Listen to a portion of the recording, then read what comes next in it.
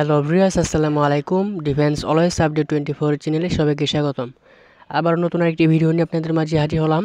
তো ভিউয়ার্স, আজকে আলোচনা করব বাংলাদেশি বিমান বাহিনীতে অফিসার পদে বিশাল বড় নিয়োগ বিজ্ঞপ্তি প্রকাশিত হয়েছে, সেই বিষয়ে বিস্তারিত আলোচনা করব। ভিডিওটাকে স্কিপ করবেন না, স্কিপ করলে কিছু বুঝতে পারবেন না, শুরু থেকে শেষ পর্যন্ত দেখবেন। ভিডিও শুরু করার আগে একটি কথা বলে রাখি, যারা আমার ইউটিউব চ্যানেল এখনও সাবস্ক্রাইব করেন নাই অতি তাড়াতাড়ি সাবস্ক্রাইব করে ফেলুন, কারণ প্রতিনিয়ত ডিফেন্স এবং সরকারি বেসরকারি চাকরি আপডেট দিয়ে থাকি। তো ভিউয়ার্স, বেশি কথা না বলে চলেন মূল ভিডিওতে চলে যাওয়া যাক।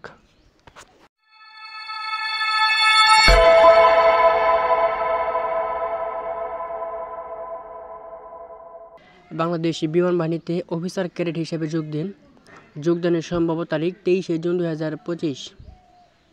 যারা এই সার্কুলার আবেদন করেছেন তাদের জন্য আমি একটি চূড়ান্ত সাজেশন তৈরি করে রেখেছি। যাদের এই সাজেশনটি প্রয়োজন তারা এই নাম্বারে বিকাশে 100 টাকা সেন্ড মানি করে এই নাম্বারে হোয়াটসঅ্যাপে SMS দিয়ে বলেন, ভাই টাকাটা পাঠিয়ে দিয়েছি, আমি তৎক্ষণাৎ সাজেশনটি পাঠিয়ে দেব। লিখিত ও ভাইবা পরীক্ষার জন্য এই সাজেশনটি অত্যন্ত গুরুত্বপূর্ণ। আশা করি এই সাজেশনটি যদি এক্ষুনি সংগ্রহ করে এখন থেকে একটু ভালোভাবে পড়েন, তাহলে কিন্তু খুব সহজে লিখিত ও ভাইবা পরীক্ষা উত্তীর্ণ হতে পারবেন। এখন আলোচনা করব শিক্ষাগত যোগ্যতা। কী শিক্ষাগত যোগ্যতা থাকলে আপনি এই পদে আবেদন করতে পারবেন। প্রথমে দেখেন, পদের নাম হচ্ছে ইঞ্জিনিয়ারিং পদে আবেদন করতে আপনার কী শিক্ষাগত যোগ্যতা লাগবে সেই বিষয়ে আলোচনা করব। এখন মাধ্যমিক সমমান এবং উচ্চ মাধ্যমিক সমান উভয় পরীক্ষা বিজ্ঞান শাখার চতুর্থ বিষয় ব্যতীত পদার্থ, গণিত ও রসায়ন ন্যূনতম লেটার গ্রেড এ সহ GPA 4.50 থাকতে হবে, অথবা GCE ও লেভেলে পদার্থ, গণিত, রসায়ন সহ কমপক্ষে 5টি বিষয়ে ন্যূনতম গ্রেড B থাকতে হবে। GCE লেভেল পরীক্ষায় পদার্থ, গণিত ও রসায়ন ন্যূনতম লেটার B গ্রেড থাকতে হবে। তারপর দেখেন, যে কোনো স্বীকৃত বিশ্ববিদ্যালয় হতে যন্ত্র প্রকৌশল, তড়িৎ, ইলেকট্রনিক্স প্রকৌশল, ইলেকট্রনিক ও কমিউনিকেশন প্রকৌশল, কম্পিউটার প্রকৌশল, আরোগ্যাল, কেমিক্যাল, ধাতুবিদ্যা প্রকৌশলে 4 মধ্যে কমপক্ষে CGPA 3 সহকারী ন্যূনতম স্নাতক প্রকৌশল ডিগ্রি অধিকারী হতে হবে, তাহলে আপনি এই পদে আবেদন করতে পারবেন। তারপর দেখেন, 2 নম্বর পদের নাম হচ্ছে ATC ADWC। এই পদে আবেদন করার জন্য আপনার শিক্ষাগত যোগ্যতার প্রয়োজন হবে।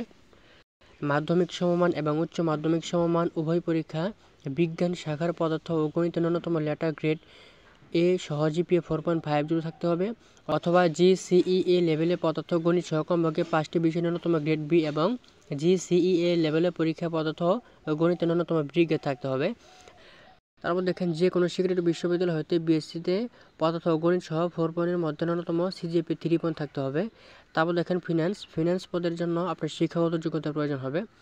মাধ্যমিক ও উচ্চ মাধ্যমিক সমান পরীক্ষায় গণিত অথবা বিজ্ঞান বিভাগের ন্যূনতম লেটার গ্রেড A সহ GPA 4.50 থাকতে হবে, অথবা GCE লেভেলে গণিত অথবা হিসাব বিজ্ঞান সহ কমপক্ষে 5টি বিষয় ন্যূনতম B গ্রেড থাকতে হবে। তারপর দেখেন, GCE লেভেলে পরীক্ষায় গণিত অথবা হিসাব বিজ্ঞান সহ কমপক্ষে 2টি বিষয় ন্যূনতম গ্রেড B থাকতে হবে। তারপর দেখেন, যে কোনো স্বীকৃত বিশ্ববিদ্যালয় হতে কমপক্ষে ব্যাচেলর অফ কমার্সের 4 মধ্যে ন্যূনতম CGPA 3 থাকতে হবে। তারপর পদের নাম দেখেন মিটিওরজি। এই পদে আবেদন করার জন্য আপনার শিক্ষাগত যোগ্যতা প্রয়োজন হবে। মাধ্যমিক সমমান এবং উচ্চ মাধ্যমিক সমান উভয়ই পরীক্ষা বিজ্ঞান শাখা পদার্থ ও গণিতের ন্যূনতম লেটার গ্রেড এ GPA 4.50 থাকতে হবে, অথবা GCE লেভেলে পদার্থ ও গণিত সহ কমপক্ষে 5টি বিষয় ন্যূনতম গ্রেড B এবং GCE লেভেলে পরীক্ষা পদার্থ ও গণিতে ন্যূনতম B গ্রেড থাকতে হবে। যে কোনো স্বীকৃতি বিশ্ববিদ্যালয় হতো মেরিটোলজি বিষয়ে 4 মধ্যে কমপক্ষে CGPA 3 সহকারে স্নাতকোত্তর ডিগ্রির অধিকারী হতে হবে। তারপর দেখেন, পদের নাম হচ্ছে শিক্ষা পদার্থ ও গণিত সাইকোলজি। এই বিষয়ে আবেদন করার জন্য আপনার কী শিক্ষাগত যোগ্যতার প্রয়োজন হবে। মাধ্যমিক সমান এবং উচ্চ মাধ্যমিক সমান উভয় পরীক্ষা ন্যূনতম 4.50 থাকতে হবে। তারপর দেখেন, যে কোনো স্বীকৃতি বিশ্ববিদ্যালয় হতে পদার্থ, গণিত, সাইকোলজি বিষয়ে স্নাতক সমান সহস্নাতকোত্তর ডিগ্রিতে 4 মধ্যে ন্যূনতম CGPA 3 থাকতে হবে। তারপর দেখেন, অন্য যোগ্যতা। নাগরিকত্ব, অবশ্যই আপনাকে বাংলাদেশের নাগরিক হতে হবে, বাংলাদেশি পুরুষ মহিলা নাগরিক হতে হবে। তারপর দেখেন, বৈবাহিক অবস্থা, অবিবাহিত বিবাহিত সকলে আপনারা আবেদন করতে পারবেন। তারপর দেখেন, বয়স 23শে জুন 2025 তারিখ হতে 20 থেকে 30 বছর। তারপর দেখেন, 21 থেকে 35 বছর কোর্সের প্রার্থীদের জন্য। SPSSC 2025B এই কোর্স যারা করেছেন তারা 21 থেকে 35 বছর পর্যন্ত আবেদন করতে পারবেন। বিশিষ্ট দ্রব্য বয়সের ক্ষেত্রে হলফনামা গ্রহণযোগ্য নয়। তারপর দেখেন উচ্চতা, আপনাকে কি উচ্চতার প্রয়োজন হবে এই সার্কুলার আবেদন করার জন্য? পুরুষ প্রার্থীদের জন্য কমপক্ষে 64 ইঞ্চি, বুকের মাপ হবে কমপক্ষে 32 ইঞ্চি, আর প্রসারিত অবস্থায় 2 ইঞ্চি বাড়াতে হবে। তারপর দেখেন মহিলাদের জন্য উচ্চতার প্রয়োজন হবে 62 ইঞ্চি অর্থাৎ 5 ফুট 2 ইঞ্চি, আর বুকের মাপ প্রয়োজন হবে কমপক্ষে 28 ইঞ্চি, প্রসারিত অবস্থায় 2 ইঞ্চি। তারপর দেখেন ওজন, বয়স ও উচ্চতা অনুযায়ী। তারপর দেখেন চোখের দৃষ্টিশক্তি ATC ADW শাখা 6/12 এবং ইঞ্জিনিয়ারিং শিক্ষা ফিন্যান্স ও মেটিওলজি শাখা 6/36 পর্যন্ত। তারপর দেখেন হুঁশিয়ারি, ভর্তির বিষয়ে কোনো অসৎ ব্যক্তির সাথে যোগাযোগ বা আর্থিক লেনদেন করে প্রতারিত হবেন না। বিমান বাহিনীতে ভর্তি প্রক্রিয়া কোনো প্রকার সুপারিশ বা অবৈধ লেনদেন দ্বারা সফলতা পাওয়ার সুযোগ নেই। যে কোনো সুপারিশ তফতির প্রার্থীর অযোগ্যতা বলে বিবেচিত হবে। তারপর দেখেন প্রার্থীর জন্য অযোগ্যতার অন্যান্য শর্তাবলী, সেনা নৌ বিমান বাহিনী অথবা অন্য কোনো সরকারি চাকরি হতে বরখাস্তকৃত। তারপর দেখেন বিগত 5 বছরের মধ্যে ISP পরীক্ষা 2 বার স্ক্রিন আউট এবং প্রত্যাহার যারা, যে কোনো ফৌজদারি অপরাধের জন্য আদালত কর্তৃক দণ্ডপ্রাপ্ত যারা। তারপর দেখেন CMB অথবা অ্যাপিল মেডিকেল বোর্ড কর্তৃক প্রত্যাখ্যাত যারা। তারপর দেখেন দ্বৈত নাগরিক অথবা বাংলাদেশের ব্যতীত অন্য কোনো দেশে স্থায়ীভাবে বসবাসের অনুমতি থাকলে আপনারা এই সার্কুলার আবেদন করতে পারবেন না। যদি আবেদন করে ফেলেন পরবর্তী আপনাকে বাদ দিয়ে দেওয়া হবে। তারপর দেখেন বিশেষ যোগ্যতা, অভিজ্ঞতা সম্পন্ন প্রার্থীদের অগ্রাধিকার প্রদান করা হবে। তারপর দেখেন অফিসার ক্যাডেট হিসেবে ভর্তির পরবর্তী সুযোগ সুবিধাদি তো ভিউয়ার্স এগুলো আপনারা দেখে নেবেন, কারণ এইভাবে পরে বোঝালে ভিডিওটা অনেক বড় হয়ে যাচ্ছে। যাই হোক আমি এটা স্কিপ করলাম। তারপর দেখেন প্রশিক্ষণ এবং কমিশন, বাংলাদেশি বিমান বাহিনীতে একাডেমিতে 6 মাস প্রশিক্ষণ শেষে স্বল্পমেয়াদী DE কোর্সে সরাসরি ফ্লাইং অফিসার এবং হিসেবে স্বল্পমেয়াদী কমিশন কোর্সে সরাসরি ফ্লাইট লেফটেন্যান্ট পদে নিয়ম অনুযায়ী আগ্রবীণতা সহকারে কমিশন প্রদান করা হবে। প্রশিক্ষণ প্রাপ্তির পর ইঞ্জিনিয়ারিং শাখার ক্ষেত্রে এককালীন 59,150 টাকা, বিশেষ স্বল্পমেয়াদী কমিশন কোর্সের জন্য এককালীন 42,250 টাকা হিসাবে ভাতা প্রদান করা হবে। তারপর দেখেন নির্বাচন পদ্ধতি, প্রাথমিক লিখিত পরীক্ষা, ইঞ্জিনিয়ারিং ATC ADW মেটিওলজি শাখার জন্য IQ ইংলিশ গণিত, পদার্থ শিক্ষা শাখার জন্য IQ ইংলিশ ও সাধারণ জ্ঞান, ফিন্যান্স শাখার জন্য IQ ইংলিশ বিজনেস সার্ভিস।